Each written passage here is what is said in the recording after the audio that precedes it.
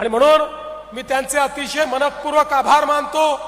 आणि विशेषतः आज या ठिकाणी मी आलो असताना माननीय खासदार साहेब आणि माननीय आमदार साहेबांनी एक महत्त्वाची अपेक्षा ही या ठिकाणी व्यक्त केलेली आहे।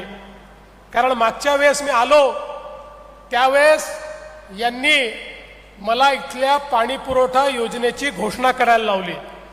घोषणा तर मी करून टाकली। मी आणि शिंदे साहेब चिंता करत नाही, आम्ही पैशाची चिंता करत नाही, कशाचीच नाही, घोषणा करतो। पण प्रश्न आला पाणी द्यायचं कुठनं। यांना म्हटलं तुम्हीच सांगा बाबा द्यायचं कुठनं।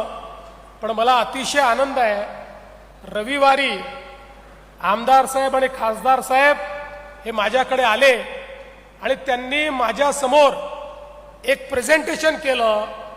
कोणाचाही वाद होणार नाही, कोणाचंही पाणी पळवणार नाही, कोणीही मध्ये येणार नाही, अशी एक नवीन योजना त्यांनी शोधून काढली।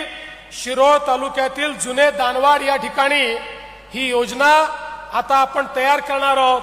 आणि म्हणून आजच शिंदे साहेब आणि मी या ठिकाणी आम्ही घोषणा करतो की आपल्या इचलकरंजी शहराकरता पिण्याच्या पाण्याकरता 2051 सालापर्यंत इचलकरंजीला जेवढं पाणी लागेल तेवढं पाणी शिरोळ तालुक्यातील जुने दानवाड इथल्या योजनेतनं देण्यात येईल।